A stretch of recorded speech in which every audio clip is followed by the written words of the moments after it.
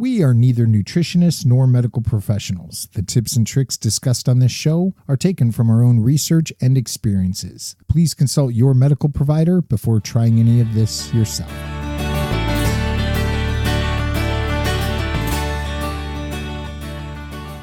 Welcome to another episode of Sjogren Strong. This is Lupe. And I'm Brian.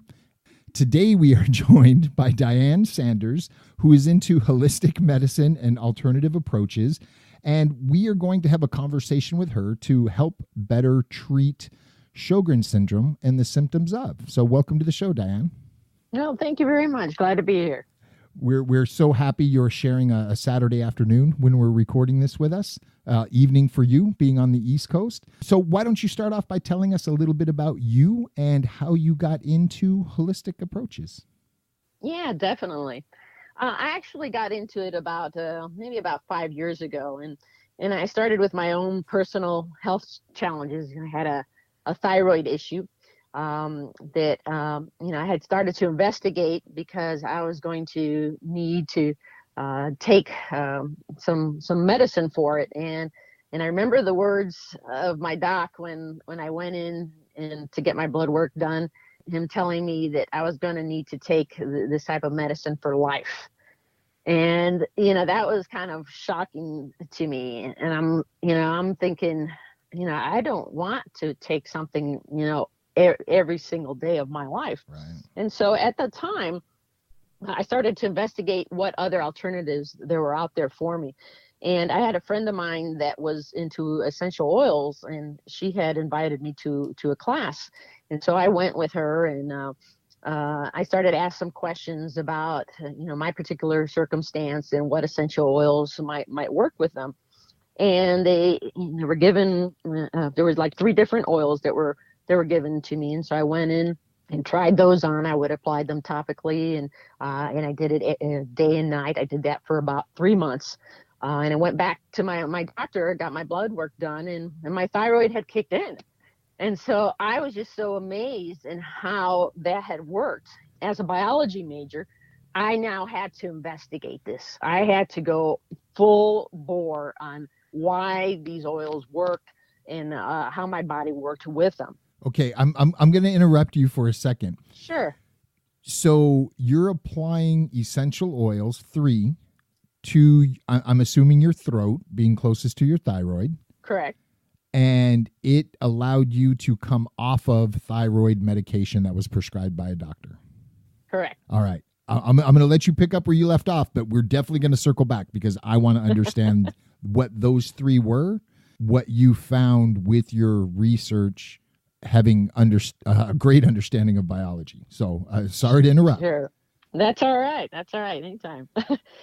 So, once I started to see how they worked, I actually started to now share with my friends and family when they would come up with things that they had going on with their health. I would investigate, open up my reference material, and just provide what was in the reference material for their particular needs.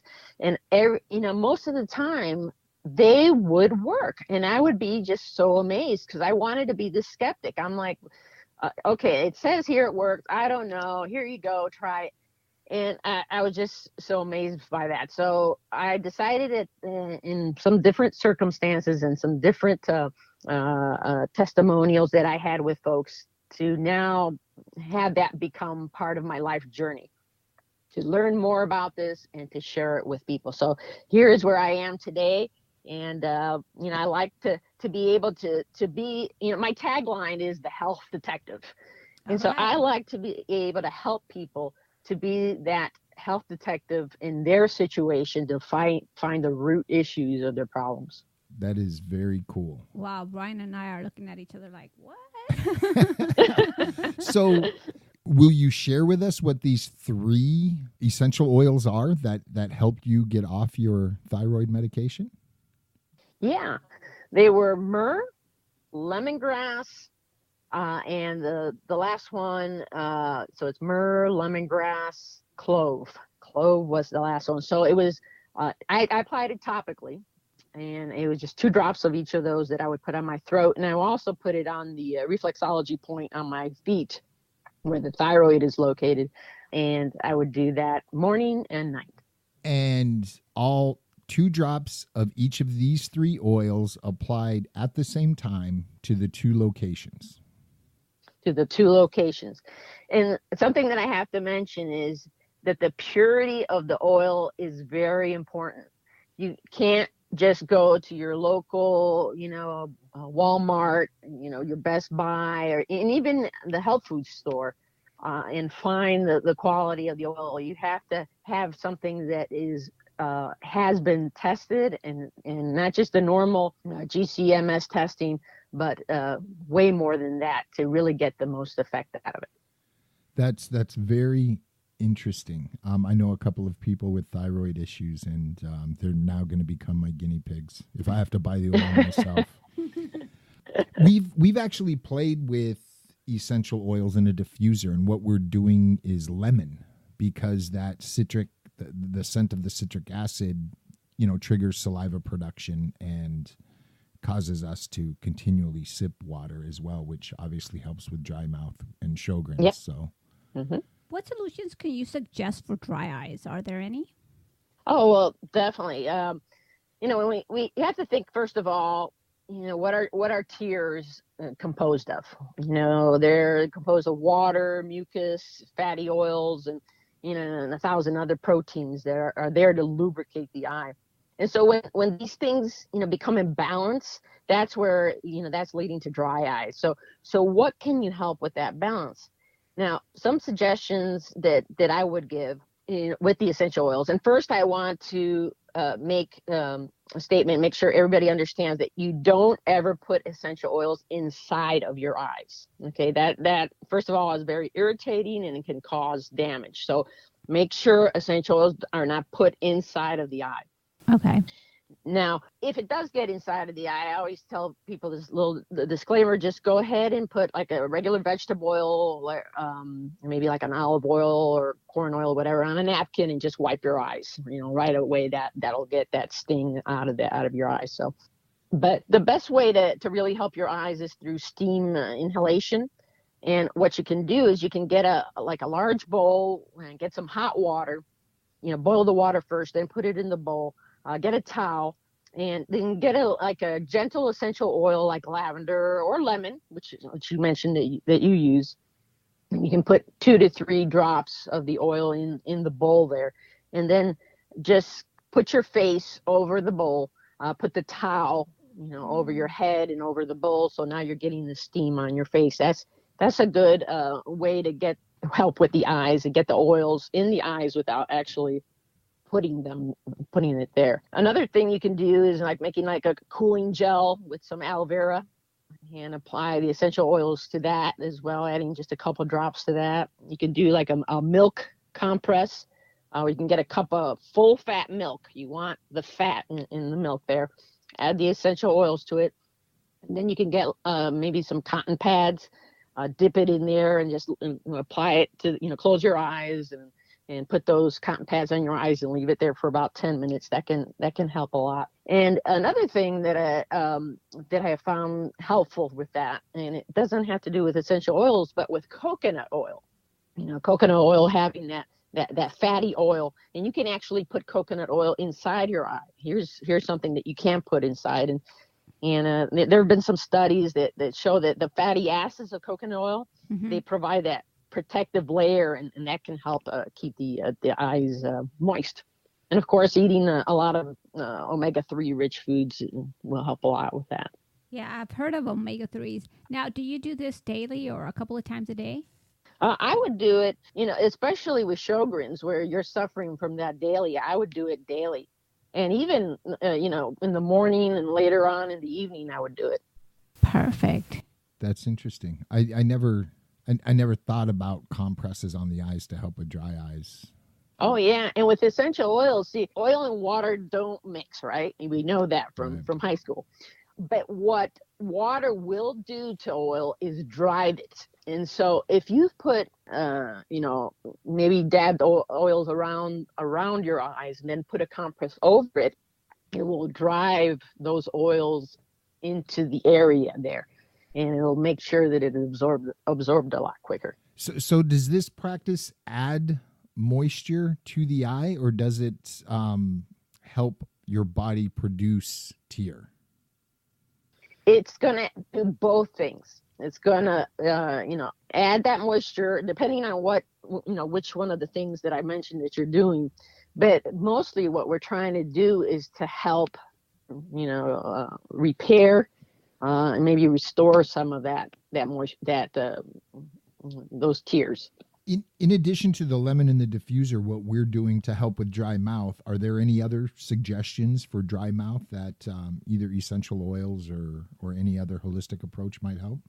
With the lemon, I don't know what made you get started with using the lemon essential oils.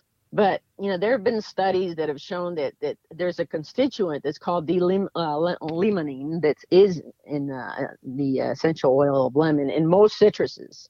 That D-limonene is the one that has actually been studied to help repair, the salivary glands and to help produce saliva. And there's even other oils. I mean, most of the citruses have D-limonene in them, but also like black pepper has it. And we're talking essential oils here. Black pepper, spearmint, and dill. These are oils that have that constituent in it. And what's amazing, there's a study that was done in Stanford that they were able to show that D-limonene was stopping the trigger that caused salivary stem cells to self-destruct. So this is amazing because the majority of autoimmune diseases are about the body attacking itself, right? Correct. There's a failure to communicate properly between the cells. And if we can clear that communication, the body can heal itself. So what oils have the most D-limonene is what we're trying to look for. And again, I mentioned before about the purity of the oil is so important here. And I've done a lot of research with different essential oil companies. And I've chosen personally myself to use it from a company called doTERRA because there's really no other company that does the amount of testing that doTERRA does to ensure the purity. So that's going to be tops. And also knowing that this company goes to the country where the plant grows the best. So therefore, the oil is going to be that much more therapeutic. So keeping that in mind now, thinking, what oils of the citruses have the most D-limonene in it, because if that can help repair the salivary glands, that's what we're headed for. So grapefruit is at the top of the essential oils with D-limonene in it. It's got 92% D-limonene in grapefruit, followed by wild orange, which has 90%, then lemon, which has 70%, lime has 65%, and bergamot has 30%. So, knowing that these oils have this constituent in it, now you can switch it around when you're doing, you're doing your teas, or you're putting it in your water, and even diffusing them. That's really interesting. I have an off-the-wall question. Are essential oils pure enough, or is there anything that can harm you if they're ingested? It depends on where you're getting your essential oils. If you are going, just to the local big box store here, I would never ingest an oil from one of those stores. And one of the ways where you can see how pure your oils are, if you look at a bottle of essential oils and if you don't see a supplement fact label from the FDA on it, do not ingest it. Because if that label is not on there, it means that the company has not done their testing, and they're not going to put themselves out for a suit and say ingest this when they haven't done their testing. Gotcha. I mean, you were rattling off like dill, and I'm like, ooh, dill pickle. Making him hungry. Essential oil. I could drop a drop of dill essential oil on my tongue and be happy. Yeah, that would help. I enjoy dill quite a bit. I think I started using lemon in the diffuser because I think I had I don't know, eating lemon or something, and I produced a lot of saliva, and I think that's how it started. I'm not Well, sure. that, and we'll put lemon concentrate, a couple drops in water, just to help promote the salivary production. Yeah. Yeah, so now you know why you produce saliva. It's because that constituent that's in lemon. And by the way, there are hundreds of constituents in an essential oil. D-limonene is just one of them. But it is such a strong constituent for your need that you were able to see that result when you drank it. And this D-limonene is in the actual fruit, so consuming the fruit can help, obviously, correct? It is in the fruit, the pulp itself, but it's there at a greater degree in the actual skin of the fruit. Okay. And because essential oils, especially from the citruses, are cold pressed from the skin, not the pulp. Now you have a concentrated form of the constituent. Right. That makes sense. Are there any lotions or bath additives that will help? Yeah, you definitely want to use as many modalities as you can with the essential oils. So when I say modalities, I'm talking about aromatically, topically, and internally. So if we're talking about lotions here, you need to, first of all, find yourself a good quality lotion that's not going to have parabens, no toxins, and you want it to be scent-free because you're going to be adding essential oils to it. And yeah. And so then you can switch the essential oils around. We talked about the different ones, the grapefruit, the wild orange, the lemon, the lime, the bergamot. You can switch those around in your lotion. And that way you're confusing the toxins in your body so they don't know what's hitting them. When you're switching, I always recommend that you switch up the oils. You don't just use the same thing over and over and over again, but switch them up, confuse those bad guys in your body of what's coming in, and then try something new every time. Just like when coaches say, do something else, confuse your body. Yeah, that makes sense. Exactly. So do good association. Yeah. So you put the drops in the actual lotion, or like when you squeeze a little in your hand? Yeah, you can actually make your own, kind of a do-it-yourself thing. Get a 2-ounce jar or a bigger one, okay. and then already prepare it, pre-prepare it, and even mix up some of the oils in there, not just lemon or not just lime, but mix it up with maybe a little peppermint, a little bit of grapefruit, lemon, because with the interesting thing with essential oils, in math 1 + 1 is 2. But with oils, 1 + 1 can equal 5 because the synergy of the oils working together, all those compounds can give you so many benefits. Interesting. Are there any lotions that you would recommend? Other than the ones preparing yourself that I just mentioned, I don't have any, offhand that I could tell you, go buy this. Gotcha. Okay. Is there a base that you could recommend? I mean, I'm assuming when you're doing this for a medical approach, it's probably a pretty bare-boned lotion, no, very little scent or anything like that. Correct. Okay. Yeah. So, you could also use, if you're out looking for a lotion like that, but you could also use coconut oil, an organic coconut oil or fractionated coconut oil. Okay. You can use things like jojoba oil or almond oil, even olive oil. But the reason I like fractionated coconut oil is it doesn't go rancid. You don't have to worry about it sitting there for a while. And with the fractionated, it doesn't turn hard or anything like that with the change of the weather. So, you can do that easily. Okay. Do you have any customers that you're aware of? You might not be, that suffer from Sjogren's or maybe lupus? Not Sjogren's. I actually had to do some investigation on it when I was talking to you. But lupus, yes. And I've definitely had people with other autoimmune disease, Hashimoto's, and even fibromyalgia. They're saying that can be connected to autoimmune disease. And I've dealt with folks with that. And what I found it helped the most, because I found that many of these diseases have a direct correlation with candida. And so I have found that doing a cleanse of the filtering organs with essential oil infused supplements has helped a lot. And doing this for like 10 days and then taking a break for 10 and then doing it again. I mean, I've had some really good results with that. And for those that might not know, including me, what is Candida?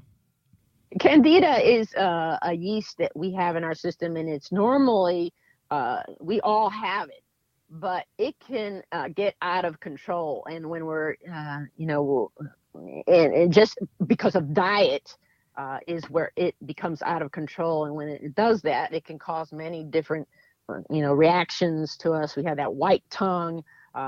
We can have the digestive issues. We can have metabolic issues, and so has also been related to why the body might be attacking itself when that yeast overgrowth happens. That's good to know. What are your thoughts on CBD oil? All right, CBD. Yeah. Now, CBD, my thoughts might be a little controversial with some folks on this, and I do believe it works. I really do. But again, depending on the purity of the oil, knowing where you're getting right now has become so popular. You're seeing it all over the internet and marketing going on with it. But, getting a good pure CBD, it could work. But I think that there are better oils, essential oils to use. And let me explain, CBD works on the endocannabinoid system, and that system is the one that works on the immune system, memories, appetite, sleep, mood, and pain. And this system really wasn't discovered not too long ago. It was discovered in the 80s when they were testing marijuana for health benefits, and they discovered this system that they had never known about. And so I like to explain how the cells work in this system, because then you'll understand my thoughts on CBD. The cell receptors work in a lock and key method. So if you don't have the key, the cell's not going to unlock its doors, okay? So nothing can come in, nothing can go out. Now, THC and CBD are lock pickers, if I can use that phrase. They're lock pickers, like a thief in the night. Uh-huh. And so they're lock pickers of the endocannabinoid system, and they can open the lock, but because they don't belong there, they're going to leave a footprint, hallucinations, sleep issues, weight gain, digestive issues, etc. But when you're in a lot of pain and all you have is a lock picker, you got to use it. There's no judgment there. But there is a compound that works with the same system, and it's actually a key. Not a lock picker. It's an actual key. It belongs there. It leaves no footprints. And that's beta carotene, which is termed BCP. And there's an essential oil that's called copaiba that has over 55% of this compound. And it has shown incredible results. So I prefer that over CBD. But, you have to use what works for you, and because you're really your own health detective. Right. Going back to what you said about certain essential oils work best with other essential oils in conjunction with, is there a flow chart or some sort of information? And I understand that everybody's body is different and is going to react differently, but a roadmap to try oil A with oil B in a certain quantity and then make adjustments from there? Is there some sort of information out there available that would help somebody choose which oils to purchase and try? Yeah, it's definitely, when you get essential oils, it's definitely good to get a reference book that goes with it. Every time that I work with people with essential oils, it's not just here are essential oils, use them. It's here are essential oils, but here's also a reference book that goes with them. Because in that way, you can look at the essential oil, you can see what it works with. And it'll even tell you, this works best with this oil, this works best with that oil. And essential oils also come in what they call top notes, middle notes, and base notes. And so it in some cases, it can be, science in blending them. In others, it's just just looking up, what works best with with what other oil. I grew up in a very religious home and Eastern, and I guess I shouldn't confuse religion with Eastern versus Western medicine. However, what the doctor said was the rule, and you took your meds and you were a good boy.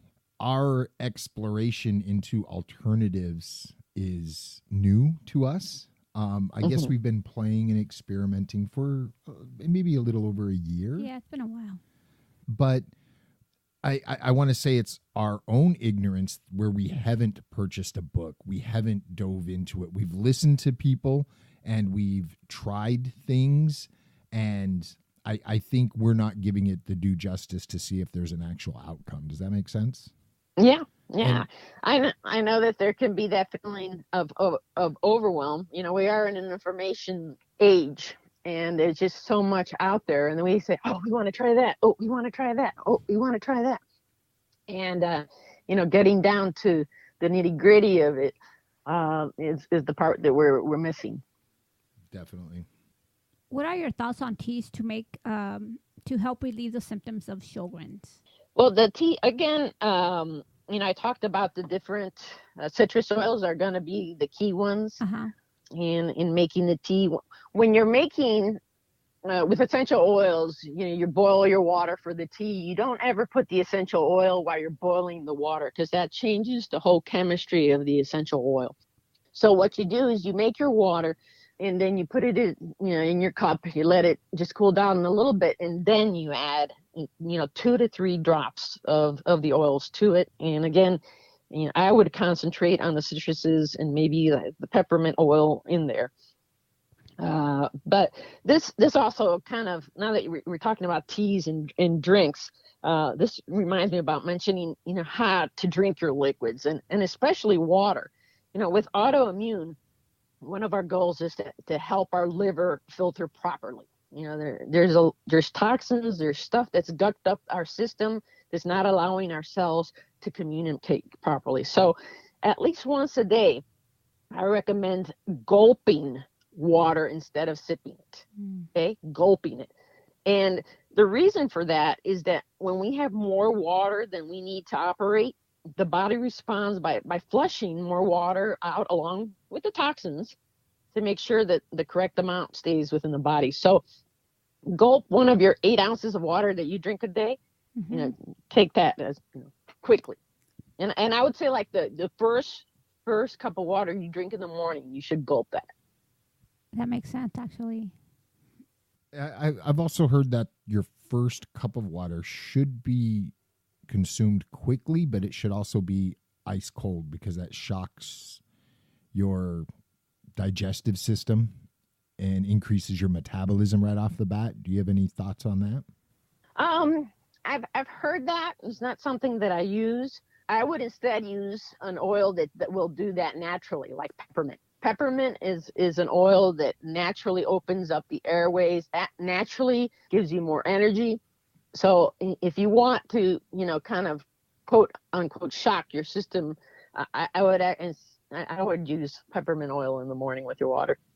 I love the smell of peppermint, and I think I've run it in the diffuser a couple of times. But oh yeah, peppermint is good for so many things. Yeah, it's a, I don't know, candy canes. That's what comes to mind. Yeah. I think he's hungry. What do you think? Dill pickles and dill pickle. That's candy right. canes. So with my background of Western medicine rules, what's one of, and maybe not crazy off the wall to you or your community, but maybe something you've suggested somebody try that was received just wildly? What is something off the wall that you might have experienced that you can share? Well, I don't have something that is, off the wall, but I remember I had a fellow with a PTSD, not an autoimmune disease here, but the effects on the body were just as strong for him.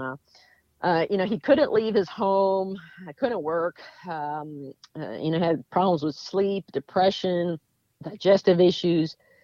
And I had him do 3 back-to-back cleanses.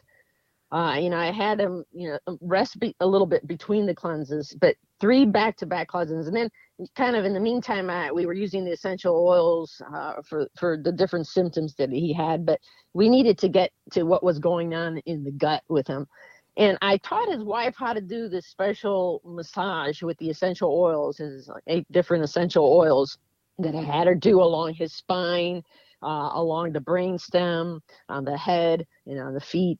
And I had her doing that 3 times a week. They did this for about 4 months. And later on, I get a call from him just one afternoon. And, I live in Virginia. And he gives me a call and he lives in Virginia too. And he gives me a call from New York. And he had traveled out there. He drove, and they were touring something out there. And he was just euphoric that they had just been able to do this, and I'm so excited. So, and he's still that way today, and then that was like 2 years ago. And you said his chief complaint was PTSD? His was PTSD. Wow. Yep. And not because he hadn't been in the military or anything like that. It just something in his life that triggered this. Yeah. And it just had continued to escalate through the years to the point where it became now, debilitating. I know when we were emailing back and forth, the conversation of opioids came up. And what can you tell us there? Well, there's a lot of abuse going on now with the opiates. And it's become an epidemic with people using that to relieve the pain. There's so much inflammation, so much going on with the body now that people are finding their relief in that. But the problem is with that's just a mask. It's a cover. What's at the root, again, with my tagline, the health detective, you're never getting to the root. And so you try it if you're using it for pain relief, pretty soon it won't work as strongly as it did in the beginning. You're having to find something that's stronger and stronger and stronger. Whereas with essential oils, they naturally work with the body for really all types of things that can come up. I mean, there's a plant, there's a leaf, a flower, a stem, a root for just about anything that you can think of. And it'll naturally, like I said, it's a key to the lock, naturally work with your body without all these side effects. So the use of essential oils in some people can actually reduce the need for opiate or help wean them or help get them off of it completely? It can help wean them. And again, I tell people you have to work hand in hand with your doctor on this. I wouldn't ever tell somebody to just stop taking their meds, stop taking whatever, they're doing. They have to talk to the doctors, tell them this is what I'm trying to do. I'm trying to do this naturally, and I want to be able to wean myself off of these meds. And in that way, the oils, we're looking for the oils to help and even reverse certain situations. That's interesting. What would be the one book you would suggest somebody start with? There's a book that's called Modern Essentials. That is if you're a science-based and you kind of, a science geek like myself, that's a good one, but it's a good reference one. It's not meant to be read from cover to cover. That's a good one. There's another one that's called Oil Life, and that's for the less sciencey one. That'll give you everything you need to know on the different systems in your body, how the oils work with it and what to use it for, and also helping you, you're using the oils for your body, but you also want to use it for all the stuff you use around yourself, like in cleaning.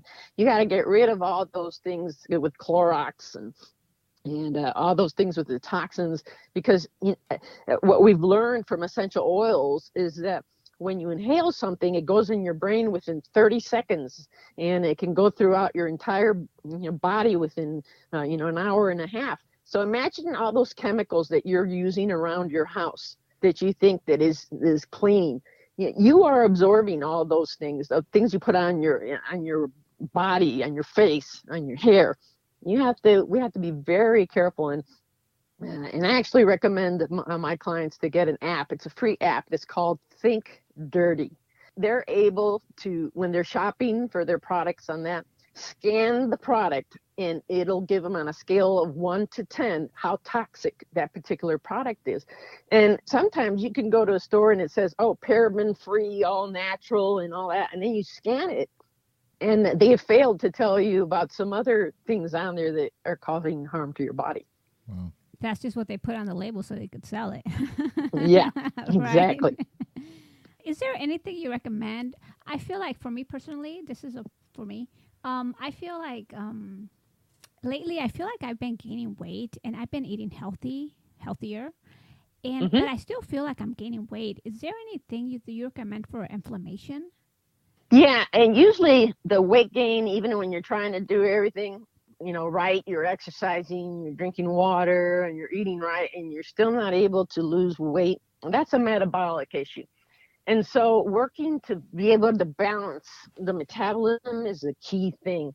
And we have some blends that work with the metabolism that have, again, grapefruit. Grapefruit is such a powerful oil in being able to take care of that.